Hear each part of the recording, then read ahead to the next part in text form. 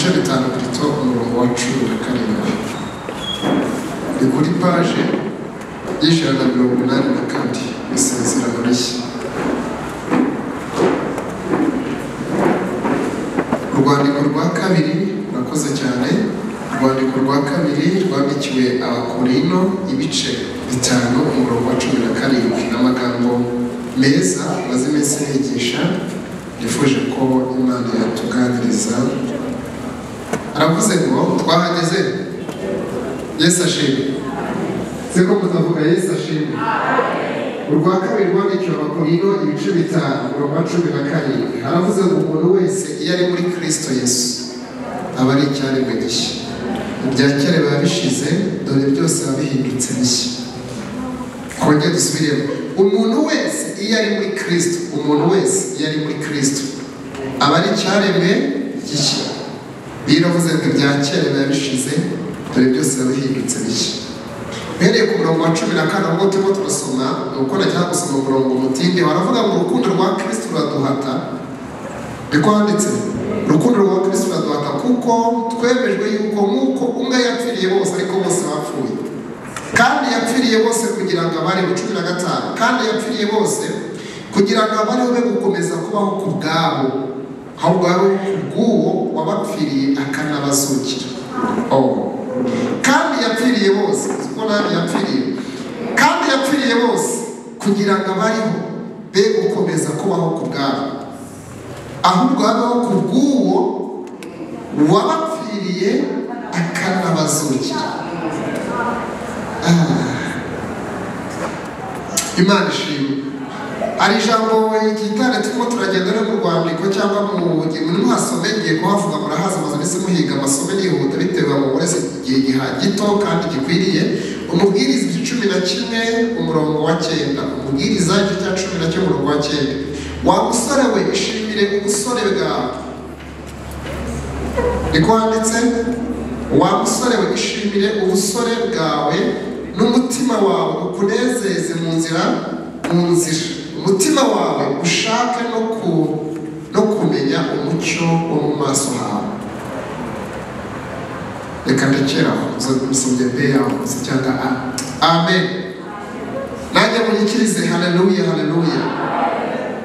Nagaro bwa mbere ngeze aha, wenda umushumbazi ko ari ubwa mbere, ariko nahageze mu myaka yatambutse nyoboye konseri ya korali y'aha Nkuru igeze kuba mari konseri baheruka ryariyoboye. Nitwa Ndamukunda Patrick, ndi umugabo, mfite umudamu n'abana babiri, n'uyi Nyamirambo, ndi umukristu, ndakijijwe, navutse ubwa kabiri, ndi icyaremwe gishya, ndi umwana w'Imana.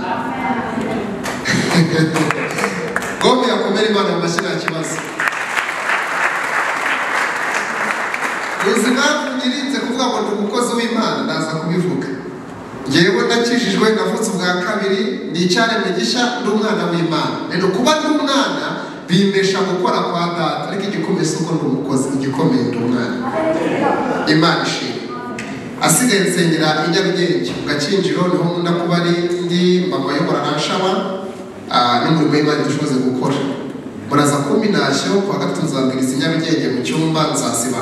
Imana iruhane umugisha. Tuvuge cyane haleluya. Ubuzima busanzwe ndi umunyamakuru. Asigaye tugiye kuganira n'amagambo mu gihe gito ku mutwe twumve kuramya Imana no guhimbaza Imana. Ariko nagize ikibazo, ndimo nibaza kuramya Imana ni iki, guhimbaza Imana ni iki.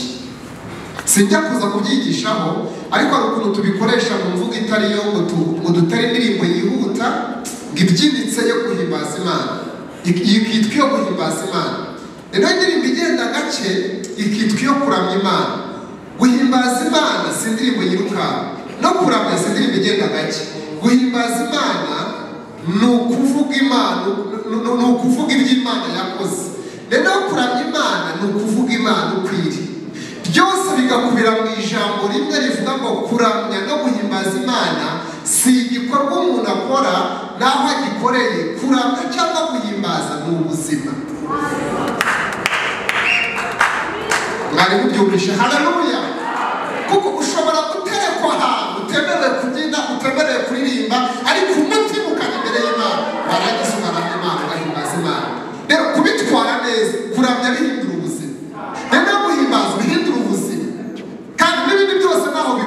byose ibyo bashaka kuvuga n'ubukristo ntabwo ari aha ubukristo ni ubuzima urabyumvishe tuvuge cyane haleluya ubukristo si ukuba ahantu si ukubarizwa ahangaha cyangwa hariya ubukristo ni ubuzima n'igihe bagutereka i Babuloni mu gihugu kitazi Imana mu gihugu muri sako ikene kitarimo Imana wewe wagerayo ntabwo uhashakira ibihe ahubwo uhajyana ibihe ntabwo uhashakira ubukristo ujyana y'ubukristo rero dukunda kugira ubukristo bw'ahantu n'ahantu ntitugire ubukristo butwambutse imipaka ubukristo buri international ubukristo ni ubuzima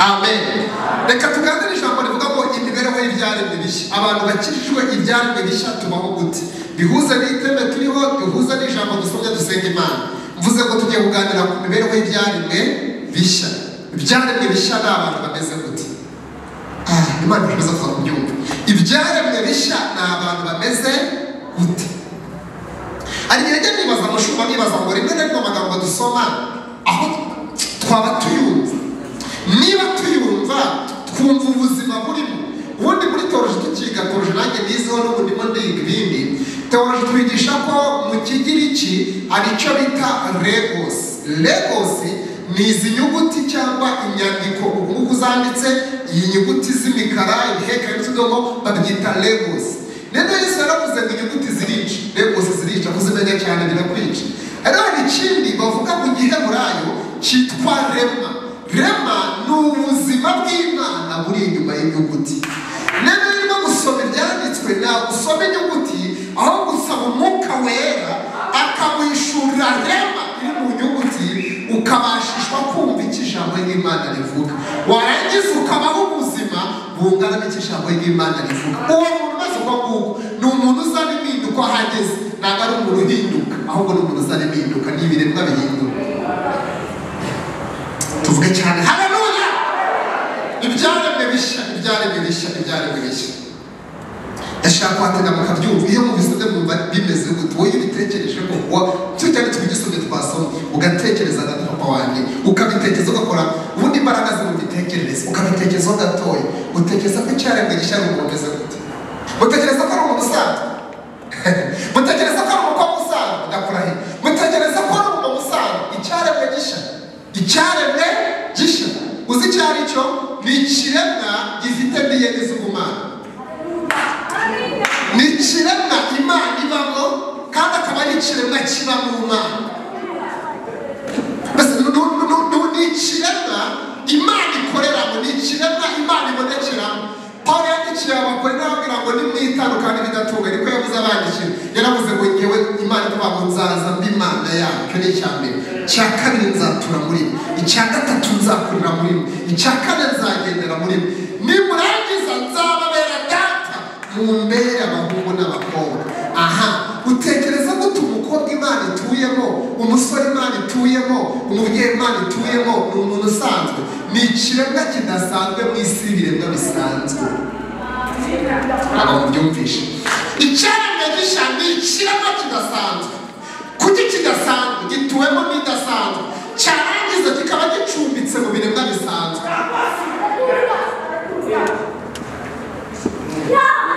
ukeneye gufata ibyanditswe ugafata ibintu ukayumva muri iyo shusho muri iyo mitekerereze nibwo uzabasha kumva icyo uri cyo mu Mana yamaze abakora babaza ngo kera mwari bande mumaze gukizwa mwabaye bande mwabuze icyabaye kera warinde utaraba icyaremwe gishya umaze kuba icyaremwe gishya wabaye ikiremwa Imana ikoreramo igenderamo ivugiramo ituyemo uzi ikintu bivuze ko Imana igutuyemo ndagira ngo tuvuge n'ibyaremwe gishya wowe utarabakiza kuza kuba icyaremwe gishya ndashaka kwerekana abo turi bo mu Mana asigaye iyo umaze kujya kuri icyaremwe gishya Imana igutuyemo uyituyemo uzi ikintu bivuze mushiki wanjye biravuze ngo ahantu ni Imana iri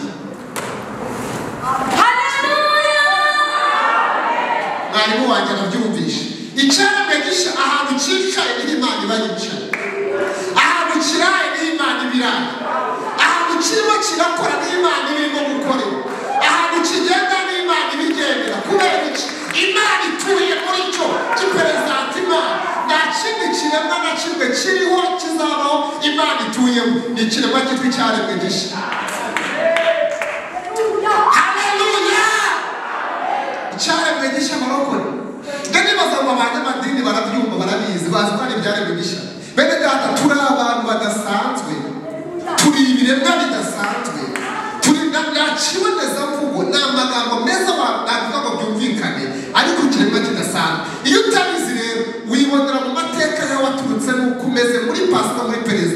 ukagira ngo uraciriritse kandi Imana yakumenye utari imbere, igukunda nawe uramukunda, igutoranya nawe uragutoranya, iguhamagara nawe uraguhamagara, irakwiyegereza, iratubwira ngo ihita iguha n'ubwiza. Oh, lasikita, Imana ishimwe, Imana ishimwe, Imana ishimwe. Oh, Imana ishimwe, Imana ishimwe. Umva ukuntu ikiremwa gishya kimeze, biratangaje. Pawulo avuze ngo hashimwe Imana y'Umwami wacu Yesu Kristo, yandikira Abakorinto, aho reka mareke ngahana. Mu Befeso yaravuze cya 3 ngo Imana y'Umwami wacu Yesu ishimwe kuko yaduhereye imigisha yose muri Kristo Yesu. Ikadutoranya muri we, aho niho nshaka, ibyaremwe byaratoranyijwe, ikadutoranya muri we isitararama. Ngo kugira ngo tuba bataramugaye imbere yayo. Ibyaremwe bishya ni abagabo n'abagore bataba hejuru bundi, bari bariho mbere y'uko isi irema, kandi abo bagabo batoranyijwe muri Kristo isi itararema. Tugomba kumva ibintu muri uru rwego. Ibyaremwe bishya ni abantu batoranyijwe kera. Pawulo yandikira Abaroma 8, abagabo yamenye kera, yabatoranyije kera, kandi abo yatoranyije kera yarabahamagaye, kandi abo yabahamagaye yarabatsindishije, n'abo yatsindishije yabahaye ubwiza. Uzi impamvu yabikoze? Ngo ni ukugira ngo bashushanye ishusho y'umwana wayo, amfura muri bene se benshi. Aha ngiye kubatinda, uzi kuba imfura muri bene se benshi, iyo umuntu muvindimo mwamusangira bigera kuri 3 bikomeye, ni mwene se mwamusangira 3, musangiye amaraso yanyu nawe. Mwumva ikintu Kristo yakoze? Amaraso yanyu nawe ntabwo wabihakana, ntiyabigaragaza n'urugo banupimye babona ko muvindimo. Icya kabiri mu muvindimwe musangiye umugabane, ibyo papa atunze mufite uburenganzira bungana. Icya gatatu murabaragarwa na Kristo. None biratubwira ngo yadutoranyije kera gushushanywa n'ishusho y'umwana wayo kugira ngo amfura muri bene se benshi. Bivuze ko nsangiye umugabane na Kristo. Aho azicara niho nzicara, aho azaba niho nzaba, aho azatura niho nzatura, ibyo azahabwa niho nzahabwa, uko ari niko ndi muri iyi si. Reka mbereke icyanditswe kugira ngo mvuga mu byumve.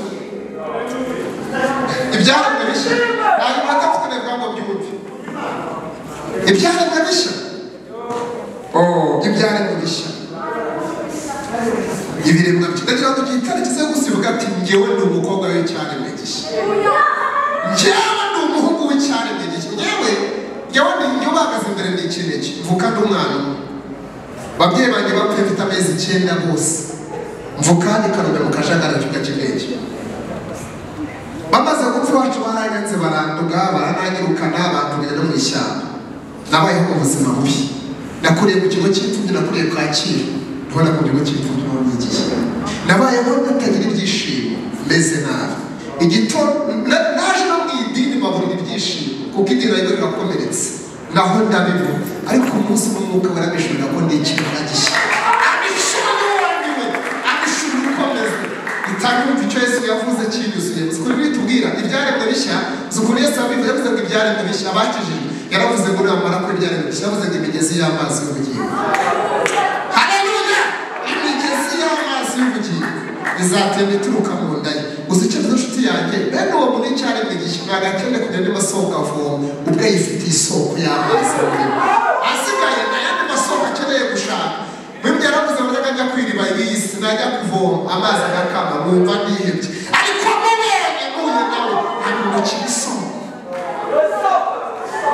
Bene kora baravuze ngo bageze mu kibaya cyitwa Nawe, bageze mu kibaya ahantu hatari ubuzima. Bene kora bavuze ibyaremwe bishya bafite isoko. Iyo bageze mu kibaya cy'ahantu hatari ubuzima, bo bagenda bagihindura ahantu h'amasoko, barangiza bakagenda bagwiza imbaraga, bakaboneka mu maso y'Imana isi yose, kubera iki bafite isoko. Isoko yabo ntabwo ari ibintu, isoko yabo ni Kristo. Isoko yabo ntabwo ari ibintu, isoko yabo ni Kristo. Noneho Kristo akombina ibintu byose. Ndagira ngo urubyiruko muzamenye gutandukanya ibintu bigera kuri 2. Muzatandukanye ubuzima mubitandukanye n'imibereho. Ntabwo imibereho ari ubuzima, ntabwo ubuzima ari imibereho. Iyo ukoze amakosa kubyitiranya ukora amakosa menshi, umuntu yakubaza ngo niba ushaka ubuzima warayobye se bwo buzima. Imibereho si ubuzima. n'ubuzima si imibereho. Imibereho ntabwo ibyara ubuzima, ariko ubuzima bubyara imibereho. Uzi icyo nshaka kuvuga? Imibereho niyo dukora, wagiye gucuruza, wagiye kudoda, wagiye muri ka kazi, wagiye muri biriya, urimo gushaka imibereho, abandi turayisangira, n'abadasenga barayishaka, ngo barakura, ngo bakabyibuha, ngo bakamera neza, niko Niba yavuze, ngo bakabatera, nabo tubisangiye nabo. Ariko byaremwe bishya bavuze bwa kabiri, ntabwo dushaka imibereho gusa, twebwe dufite ubuzima. Uzi ubuzima ni umuntu, uwo muntu ni inde? Yitwa Kristo. Ora byumvishe. Haleluya! Twebwe dufite ubuzima ni Kristo, igitangaza. Noneho ubuzima abyara imibereho. Noneho ikibabaje mu madini n'amatorero, iyo umuntu afite imibereho ahabwa umwanya ukomeye, kandi umaze gutanga iby'ubuzima. Niyo mpamvu tubageramo bigapfa bikagongana bikanga gukunda, kuko afite imibereho yahawe umwanya ukomeye mu idini abarizwamo. Kumbi nubwo afite imibereho nta buzima agira, kandi imibereho ntabwo ibyara ubuzima bizane Kristo mu bantu, ahubwo ubuzima iyo umufite atanga ubuzima mu bantu, akazana imibereho, bigacurika. Rero niyo mpamvu usanga hari n'abigisha benshi bakundwa bigisha abantu babigishiriza mu mibereho. Reka ntuze gato ndimo ndasaza bashe mu byumve. Hari abigisha batwigishiriza Kristo mu mibereho, bakakubwira iki, bakaguhisha icyo uri cyo, bakakwereka icyo utari cyo. Uzi umwuka wa Satani, kabivuge nitonze, wanze mutuze gato. Uzi umwuka wa Satani muri Edeni, Imana irema Adamu, niwe twakucyane mu gishya. Imana irema Adamu, maze byanditse kugera ku wanjye, yaravuze ngo tureme umuntu, icya mbere ase natwe, icya kabiri n'umuntu aze atwara, icya gatatu ye kugira ngo basabane, bajyane gusabana. Niyo mpamvu ku mafu y'umunsi Imana yiyamburaga ibizima, ikiyambura abamarayika, ikiyambura abakerubi, ikiyambura ibiremwa byose byo mu ijuru, igasanga Adamu bakaganira.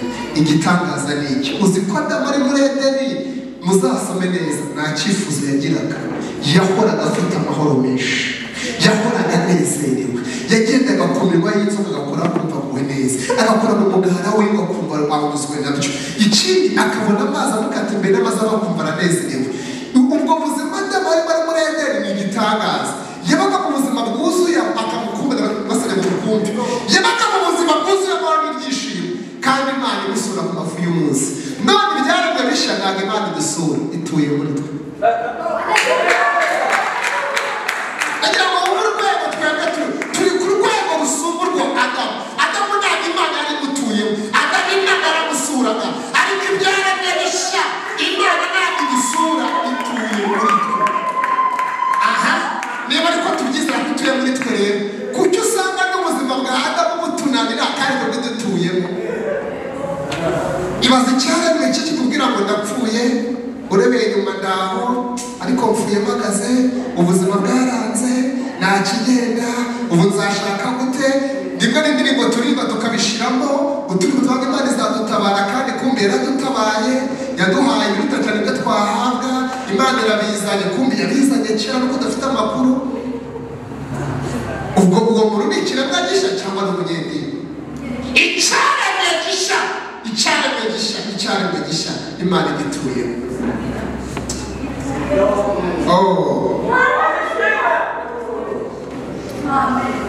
Icyaremwe gishya. Iyo umuntu wese ari muri Kristo Yesu aba ari icyaremwe gishya. Iyo umuntu wese ari muri Kristo Yesu aba ari ikiremwa gishyashya. Asigaye bya kera birashira. Uzi bya kera utangira kwibona uko Imana ikubona, ntiwibona uko kera wibonaga iwanyu. Iwanyu ubona nawe ubyara, nawe ushaka, nawe ugira gute. Ibyaremwe bishya turabyara, turashaka, turakura, turarama. Uzi impamvu turama? Ni uko dufite aho dutuye. Ahantu dutuye nta badayimoni bahagera, nta bapfumu bahagera, nta n'umurozi watinyuka. Uzi impamvu? Nyambivuga ikikurimo kiruta ikikuriho. Niyo wirebeye ku kikuriho ugira ngo ntacyo ufite. Subira mu byumva neza. Mama, ikikurimo kiruta cyane ikikuriho. Asigaye wirebeye ku kikuriho ubona nta gaciro ufite, ariko wirebeye ku kikuriho ubona ufite agaciro. Ikikuriho ni confit, ikikuriho nta mushahara urabona, ikikuriho nta kazi ugira, ikikuriho umupfakazi, ikikuriho nta nkweto ugira, ikikuriho nta bantu urabona, ikikuriho ufite inzara nyinshi, ikikuriho wabuze amavuta, icyo ni ikikuri gisangiye n'abandi, ariko ikikuri muri Kristo. Rero uwo Kristo araza akaremera byose kugira ngo wibone neza, wibona ku kikurimo kuruta ikikuriho. Uzukuru Yohana yanditse yaravuze ngo bana bato muri ab'Imana. Yohana igice cya 4, Yohana wa mbere igice cya 4 umurongo wa 4 yaravuze ngo bana bato muri ab'Imana, kandi babandi mwarabanesheje kuko uri muri abituri muri isi. Cyaremwe gishya, imibereho y'ibyaremwe bishya. Reka niho turaza gutinda, reka tujye muzabega yakira mukunde mu byumve. Ibyaremwe bishya bigeze kujya muri Egiputa ubwo mvuza Abisiraheli. Haleluya. Uzamura iganza gato, haleluya. Ibyaremwe bishya mushumba byize kujya muri Egiputa bigiye gukora uburetwa. Mwarabisomye mu Kuva, igitangaza ngiki. Bigezeyo bitura mu gace kitwa Gosheni. Hano Gosheni ari n'ikindi ndaza kukivuga, na Edeni n'ikindi ndaza kukivuga. Bageze muri Gosheni barahatura imyaka myinshi bakora uburetwa, igitangaza cyabaye. Ngo habe ibyago bwera ku 10 muri Egiputa. Uzasome Bibiliya ngo abana b'Imana ibyaremwe bishya ahantu byari bituye ngo nta n'imbwa yabimukiye. Aho mubyumvishe neza, ibyaremwe bishya ahantu byabaga nta n'imbwa yabimukiye. Uzi ikintu cyabaye, uzi ikintu cyakoretse, igihugu cyose cyabaga cyapfushije abana b'imfura bose, guhera ku umwana w'imfura yapfuye kugera ku mukene muri Egiputa umwana w'imfura yapfuye, n'amagezi y'amatungo yapfuye. Igosheni bakaba babyaye ibibondo barakikiye, ahandi bakabura amazi yo kunywa, inyota ikabicoka amazi yadutse amaraso. Igosheni hagatoboka amasoko y'amazi mashya. Abandi bagaterwa n'inda mu buriri guhera ku mwami, bagaterwa n'inda zikabatera akabura ibitotsi. Abana b'Igosheni ibyaremwe bishya bakarota ijuru. Gosheni isobanura Kristo. Asigawe muri Kristo ntabwo izabamukira. Ndavuze ngo Gosheni isobanura Kristo. Asigawe wageze muri Kristo, apana muri ADPR, muri Kristo, akagera muri Kristo akamugeraho, uwo muntu aba ari ikiremwa gishya. Kuba hagezeho ntabwo izamumukira. Abandi bapfusha abana b'imfura wakabyara agakiki, abandi babura amazi yo kunywa wakabona amazi, kuko Imana ifite andi masoko y'ibanga atazwi n'umuntu uwo ari we wese.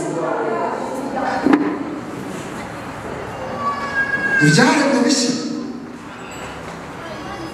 Abantu batuye muri Gosheni muzamura ibiganza gatoya turebe.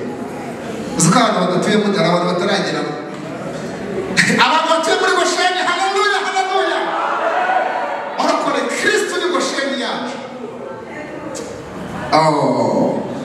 Imana yabwiye Mose ngo jya muri Egiputa uvana Abisirayeli babone muri Egiputa ubajyane mu gihugu kigari cy'amata n'ubuki. Igerageza kudefisa ukuntu kimeze ngo ni igihugu kigari, kivuze ngo ni kinini, icya kabiri ni icy'amata, icya gatatu ni ikintu cy'ubuki. Akora igikorwa cyo kuvana Abisirayeli bajyana i Kanani. Ubundi Bibiliya yanditse mu mashusho ngiro n'ibimenyetso ngiro. Ikintu cyose cyabaye cyabaga ari ishusho ngiro.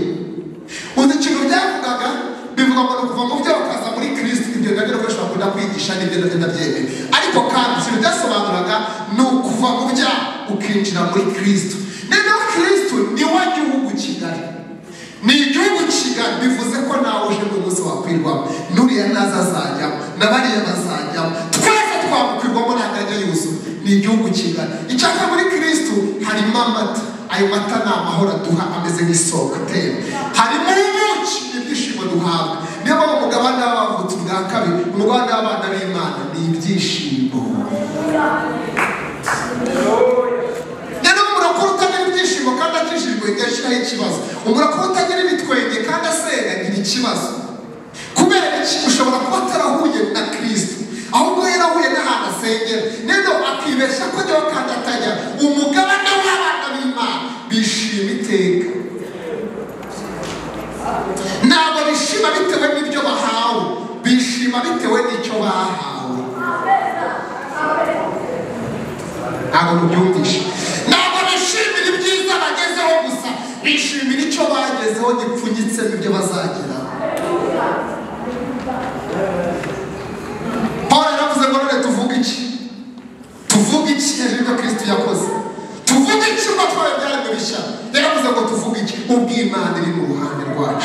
yaravuze ngo mwisha wacu mbese ninde ngo mbese ugitimanya umwana wayo ikamutanga ku bwacu twese izamura ite kumuduhana n'ibindi byose. Yaravuga ngo ninde se uzarega intore z'Imana? Arondora bose biranga, aravuga ngo nta na kimwe. Imana yafashe icyari gihenze barokora, mutumye mfashwe. Imana yafashe icyari gihenze kuruta ibindi, icyari gikomeye ku cyiti cy'urukundo n'ukuri k'umuravu, yafashe ibyari bikomeye kurusha ibindi. Iravuga ngo ndamukunze urukundo ruhoraho, irakigura. Icyo yamuhaye kiri kombine y'icyo ukeneye, kibitsemo icyo ukeneye. Ibaze uramutse ufite umushere mukundana, turi mu bajene, turi mu rubyiruko, warangiza ukamuha impano ufite kurusha iyindi mu bushobozi ufite bwawe bwose, ukamuha ikintu ufite gihenze. Niba ufite vete ukayimuha, niba ufite inzu y'itaje ukayumuha, niba ufite isambu akaribu, ugafata ikintu cy'agaciro kurusha ikindi ufite, ukavuga ati kuko gukunda ngiki ndakiguhaye. Utekereza ko umuntu uguhaye igihenze kuruta yakwima igiciriritse kuri cyo? Nubwo yaduhaye Kristo, izabura ite kumuduhana n'ibindi byose. Kuki dukunda ubutumwa? Nashimye ko mwarume mu gitanda cy'urubyiruko, ubundi njyawe yabona gutumirwa mu nigisha ibintu ngo bitajya mu giterane serivisi, ariko nabikunze kuko ntabwo mbagurutse, ntabwo mbabwira ngo muratabawe. Zone babwira nuko nzi ko mwatabawe, rero mbabazwa n'ukuntu mutabizi. Hari umugabo waje mbere y'uko muzi aragutabara, rero iyo uje wisumba gutabarwa kwe, warangiza ukagendera mu butsinzi no gukiranuka ko n'imbaraga ze n'urukundo rwe. Rero utabizi ubona urindushye ko wirebera muri karande z'iwanyu, kandi arabaye cyane mu gishya. Nabaje ngo kera bimaze gukizwa wabaye. Rero tugiye bavuga ko tumaze kubivuga neza, abagatuye ndabona ufite imikasiro, ndabona upfuye nabi, nawe uzagera ubutumwa bw'Abanyafurika, mbonye mupfuye, buhe n'ibikomere tubamo, mbonye birangiye kuvuga ati twaye n'utumisha. Akubwiye umwuka wa Satani, arenge vuba amadenda gusimbuka. Ni umwuka uguhisha icyo uri cyo. Sorry, ni umwuka uguhisha icyo uri cyo, ukakwereka icyo utari cyo. Uzi ikintu cyabaye muri Edeni mushiki wanjye, Imana yabwiye Adamu aramubwira ngo wowe muremye usa nanjye. Siko byanditse? Satani agiye kuza kumushuka, uzi ukuntu yamubwiye? Yaramubwiye ngo rega, yamaze kuganira mu kigo Imana yababushije n'iki, yaramubwira ngo rega umva mubwire, impamvu Imana yakubuje fata ku kiriya giti, yari izi ko umunsi uzakigaho uzahita usa n'Imana. None se kumbi basaga nawe, basanzwe deja basa n'iki? None arabicuritse ngo nibwo bagiye gusa n'iki? Uwo mukuru hano wavuga butumwa, impamvu utabyara mbonye hari ukuntu bimeze, impamvu utagize reka da, ni umwuka wa Satani. Umwuka utakwereka icyo uri cyo mu Mana, si umwuka w'Imana. Uzi ko Pawulo yandikiye Abaroma ibice cya 20 yaravuze ngo ibitaboneka by'Imana, Imana ijya kwidefinisa, yaravuze ngo ibitaboneka byayo nibwo bumana bwayo. Mu yandi magambo, ntabwo Imana ibonekera mu biboneka, Imana ibonekera mu bitaboneka. Natwe tuyirebera mu bigize gute? Mu biboneka. Ugize ibiboneka aremerwa, utabifite agaragara ko atari umukiri ko Imana yamwana, Imana itari kumwe nawe. Kumva Imana ntabwo ibonekera mu bigaragara, yaravuze ngo ibitaboneka byayo nibwo bumana bwayo. Aho urugero rwumvikana, niba hari umuntu ufite ibiboneka, ufite imibereho, akarwara kanseri, akajya kwivuza mu Buhinde, akajya mu Bushinwa bikanga, akajya mu Amerika bikanga, akajya Dubai bikanga, hose akazeruka akivuza bikanga kuko arwaye kanseri ikomeye. Umuganga wanjye bagahita amubwira ati ntabwo uzakira, jya mu rugo aho utuye, uzajya utungwa n'ibi bagakora mbere y'ibimutunga. Akamubwira ati rero utegereze uko bizagenda. Akahita haza umwana w'umukobwa urwaye imyaka, udafite imibereho ariko ufite ubuzima. Hakaza umwana w'umukobwa mugufi, unuka mu kanwa, utazi kwiborosa, urwaye imyate, utarize, utazi kuvuga, ashobora kuba ari umukecuru wakutse amenyo, ashobora kuba ari umusaza wambaye urukote runuka, akajya ku gipangu. Izina twahawe agategeka uwazengurutse ibihugu, akahita ahorana ubuzima akamukiza. Icyo nicyo turi cyo mu Mana. Vuga cyane haleluya! Icyo nicyo turi mu Mana. Nubwo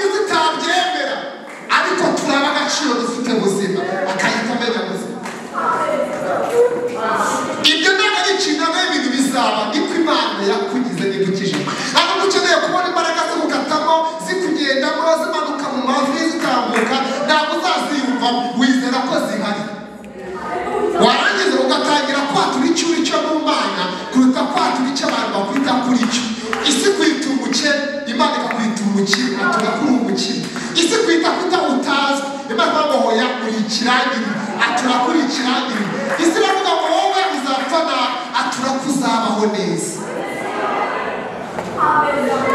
uzumanuza ukubwira ngo mbonye Imana ikuzamuye uzabona ukubwira ngo mbonye Imana ikuzamuye ku rundi rwego irakuzamuye abarimo kukubeshya abakubwira icyo wamaze kuba cyo kuko Imana yakuzamuye mbere yo kubivuga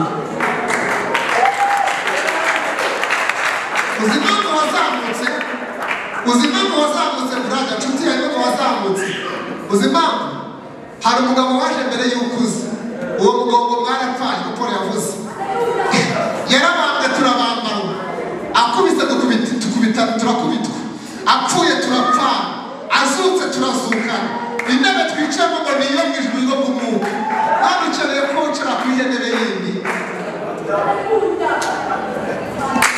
uzimpamvu kandi uri ikirangirire uzabwira ngo mbonye kugize ikirangirire abagushutse nshuti yanjye papa uri ikirangirire uzimpamvu uri ikirangirire wicara mu ijuru niho wibera n'ikuzimu baragutinya ushobora kudafite kuko bagutiye ko baragutinya uzimpamvu ufite ukuzimu bagutinya hari umugabo waje mbere y'ukuza akora agateka ikuzimu haleluya arakora ibintu n'ubuzima hari umugabo waje Yesu yaravuze ngo ninde wakwizera ibyo twumvisha ko kwiteka kwahishurirwa nde ko mbonye kuri imbere y'imageje cy'ubutaka bwumye ntabwo urabona ko afite ishusho z'igikundiro ntabwo yaragukundwa ariko yacumitiwe gucyanirwa kwacu igihano kiduhesha aho cyane kuri we bamwe byimbaye niyadukirisha abivuga mbere y'imyaka 700 mbere ko Yesu avuka abona ko azakorera intimba zacu biratangaje kuri muri Kristo hari umuntu wikoreye intimba ukamukigira intimba ibaza hari umugabo waje utegewe naramupfubye bataranjugunya mu ishyamba narabikirenge naratekerezwa mu bitekerezo byiza Imana yamenye ko nzabipfubye imenya ko nzazugunwa imenya ko nzahura n'intambara iza mbere y'uko nza ifata izo ntimba zose irazifata naraza irazikorera njyewe ngeze n'ahangaha ngomba kugendera mu butsinzi bw'amahoro kuko intimba si umugabane wanjye yaravuze ngo ni ukuri ijambo riri muri pasi ahahise yaravuze ngo ni ukuri yikoreye intimba zacu mama mbere y'uko umupfakazi mbere y'uko uba ukumeze mbere y'uko bigenda kuri yo haleluya hari umugabo waje arabyikorera niyo mpamvu ugomba kwatura icyo wabaye cyo uzi ko imbaraga ziri mu byo tuvuga ibyo tuvuga bitugiraho ingaruka nziza cyangwa mbi reka mubwize ukuri iyo uvuze uba wibitsemo imbuto igukiza cyangwa ukwica abagucyurisha iyo urimo kuvuga cyangwa ugategera umuntu amatwi cyangwa ugasoma igitabo cyo kagira ibintu utegera amatwi ugira ngo birarangiye uba bikubitsemo imbuto izagukiza cyangwa izakwica wowe w'uyu munsi uri ingaruka y'ibyo wumvishe n'ibyo wavuze n'ibyo warebye ejo hawe hazaza hari ku rurimi rwawe uri ingaruka z'ibyo urimo kuvuga uyu munsi ushobora kwihesha umugisha cyangwa ukivuga noneho ibivuze ugira ngo ni ibisanzwe murokore nujya bisomeye nabivuze murokore umeze duhuriye mu mujyi kandi ugatwaye Bibiliya nihangane nibyo mpamvu atwaye Bibiliya mu gatuza ariko ntabwo yizera ibirimo ntabwo imutwa ubundi Bibiliya ntabwo tuyitwara baje Bibiliya ntabwo tuyitwara Bibiliya iradutwara nta nubwo tuyitunga Bibiliya iradutunga rero hari igihe umuntu ayitwara utamutwaye ibirimo atabizi atarabwizera ko ari kwikorwa mu mutwe yarangiza kuba yitwaye ntiyumve icyo bivuga mugahora mu mujyi iri mu isakoshi cyangwa yifite mu rugo umaze gute murokore tishana ariko urebeye inyuma niba kuko bivuze agize ngo ni purani ibyo bintu bizaremeka mu buzima bwe abana bameze gute abana kigenda umutwara amereye nabi ubuzima bwaranze umugabo nashatse mbese ugasanga ahora yaturiye ku buzima bwe ibi bijyana n'ibicucu ntabwo bitsinda ugira ngo birarangiye ni ukuri ko kureba ko hazaho ibicucu ejo hazaza none icyaremwe gishya rero kigaragara mu byo kivuga iyo kivuze kigifitanye kominikasiyo n'Imana kivuga uko wavuga cyambara uko wambara kigenda uko bagenda icyaremwe gishya mana yanjye gitunzwa n'ubuzima bw'ahantu kivuka ntabwo gitunzwa n'ubuzima bwe y'inama, gituzwa n'amakuru y'iwabo, ntabwo gituzwa n'amakuru y'inama. iyi isi ivuze no mu ijuru baravuga, no kigatungwa n'amakuru y'aho kivuga. niyo mpamvu wese avuze ngo inama zanjye ndazizi, nazo ziranzi ngo kandi iyo nzihamagaye mu mazina ziranyitaho, nziha ubugingo. icyo bivuze bafitanye kominikasiyo. icyaremwe gishya n'umwana utanga icyaremwe gishya bafitanye kominikasiyo. iyo bavuze barumva, n'iyo ivuze barumva, n'iyo abana bavuze data arumva. ubutandamutse n'izo amahirwe yo kongera kuba wanabigishije abantu ngo bene data, ariko ni ikindi topiki. bene data ni ikintu gikomeye cyane. nibaza ko Yesu yaravuze ngo bene data, uzi bene data mwana we, bene data bakundwa, kuko yakunda kuvuga ibyaremwe bishya. atangiye kumvura n'Imana. n'usanga atari ukumeze, uraba uri umunyedini kimwe cyo cyangwa uraba udakijijwe. kugira ngo nihute, ibyaremwe bishya byishimira mu kaga, byishima atari icyo kutishima. muzi ijambo Yesu yavuze ngo yagiye ku giti cy'umutini ndagishakaho imbuto, arazibura arakivuma, ngo kandi cyari igihe cyo gutera iki imbuto. ujye ukwibagira ngo arakirenganije. icyaremwe gishya kigira imbuto no mu gihe gito cyo kwera imbuto. icyaremwe gishya kibaho ubuzima bwuzuye imbuto no mu gihe kitari icyo kwera imbuto. kavuga nazo ukibagirwa. hari umugabo Yesu yaciye ngasorezaho no kumva kandi hanajya mu bishya bituye nako karaje. uzi ukuntu yavuze mama, yaravuze ngo hari umuntu umugabo Yesu yaciye ngo umuntu w'umwami w'umukire ngo yagiye gukoresha ubukwe. muzasoma muri Yohana muri Matayo byanditse abantu ku murongo. yaravuze ngo agiye gukoresha ubukwe, ngo yandika invitasiyo, aziha abagaragu ngo bajye guha abantu ubutumire. mwarabisoma rero baha abantu ubutumire. bamaze kubaha ubutumire biratubwira ngo abantu bose baha ubutumire bagakuza mu birori, bagakuza mu bukwe. muzasome ngo umwami abibonye arababara. mumurikire gato n'amwarambuwe. ngo umwami abibonye arababara, ababaye abwira abagaragu ngo mugende mu nzira ahantu hose, muzane abantu bose bari mu nzira no mu maguru baze batahe iki ubukwe. barabazana bagera aho mu birori. ubundi mu birori ni mu nzu y'ibirori. mu nzu y'ibirori hari ukuriga, hari no kunywa no kunezerwa. ibyaremwe bishya twatujwe mu nzu y'ibirori. ibyaremwe bishya abakristu twateretswe mu nzu y'ibirori. ubundi jambo risobanura iki? iyo rivuze ngo yahamagaye abantu baranga, bivuze igihe Imana yashakaga Abisiraheli, igihe Imana yabanaga n'Abisiraheli bakaza kuza kwanga kumva icyo Imana ibabwira. Imana ihindukira abanyamahanga, izana bo mu bindi birori, bazana mu nzu y'ibirori, ibazana muri Kristo. rero muri Kristo ni mu nzu y'ibirori. mu birori turarya tukanywa, turya iki tunywa iki, turya Kristo tukanywa Kristo.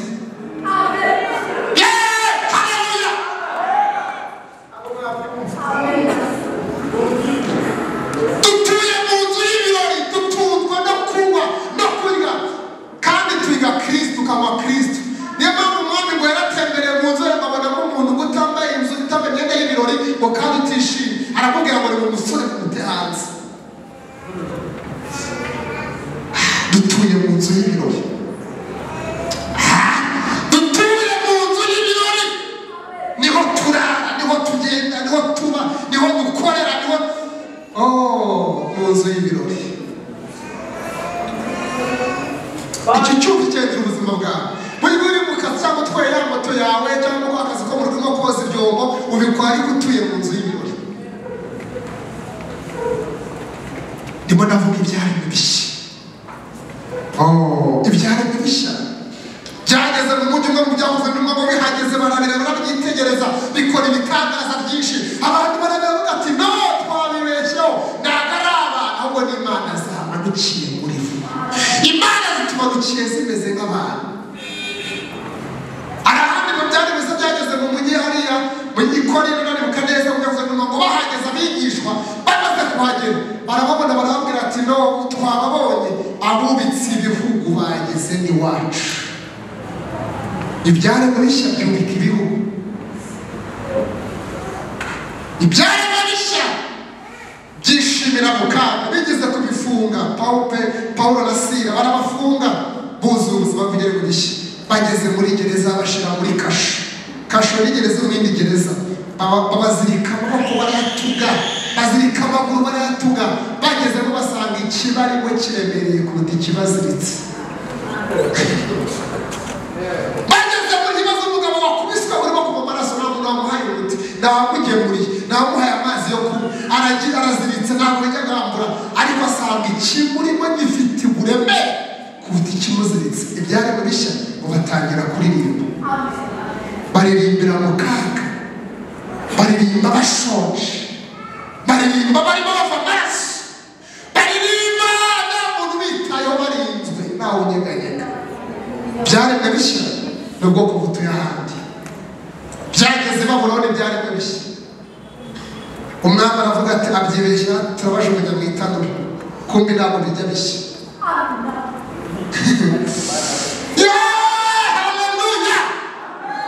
ibyaremwe bishya ntabwo bishya uzi impamvu bidashya nuko bitwaye umuriro ntabwo twikundiye Kristo ari muri wake Kristo ni umuriro ntabwo bishya my goodness ibyaremwe bishya ni ubwoko butuye ahandi hasengana ku musozo havuze ngo icyaremwe gishya iyo umuntu abaye icyaremwe gishya ntabwo atangira kubaho kubwe abaho kubw'uwo wamupfiriye akanamuzukira ibintu byose umuntu yagakwiriye gukora mu busore bwawe mu buzima bwawe mu byo uzakora byose uzabikorere data Paul yandikira Abakolosayi yaravuze ngo ibyo muzakora byose n'ibyo muzavuga byose mujye mubikorera mu izina mwahawe mushima data wa twese kubw'ubu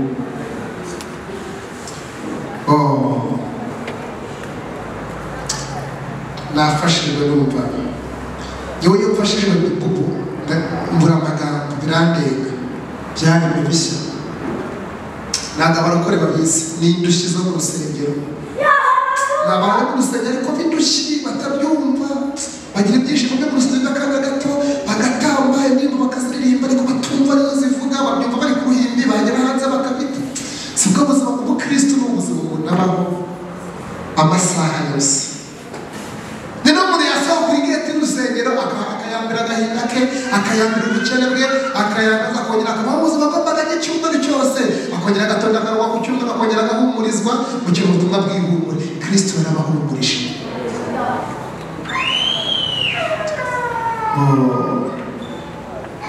nagira ngo dusenge ariko icyo ureka bimubaza ni iki mu ishuri rwabo muri bo wumvisha muri byaremwe bishya cyangwa ubusha utaragira icyo ufunga amaso gato mvuze ibindi nabagiye kurambira ufunga amaso gato dusenge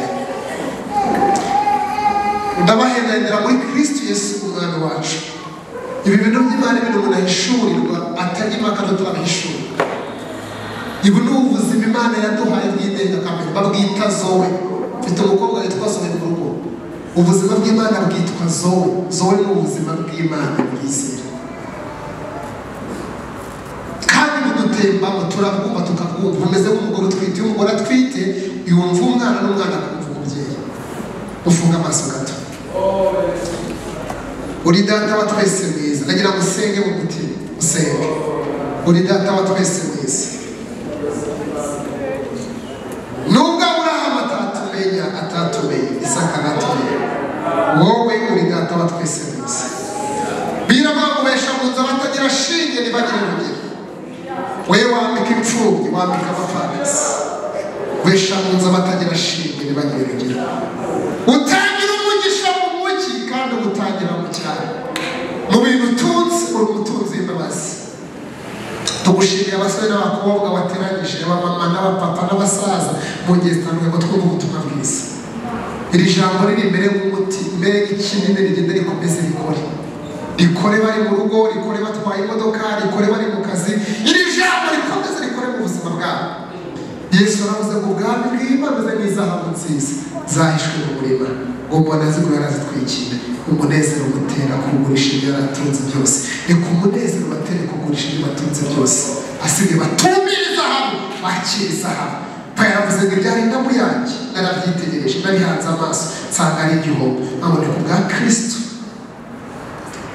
ganiriza buri wese mwana uyu muti w'ijambo ukomeze ukore mu bitekerezo kugira ngo tuba abasore n'abakobwa bazane impinduka aho turi kuko twakira umugabo uhindura ndagira ngo nsengere umuntu we cyangwa babiri wumvisha atanabe cyane ndagisha cyangwa yabyibeshaho.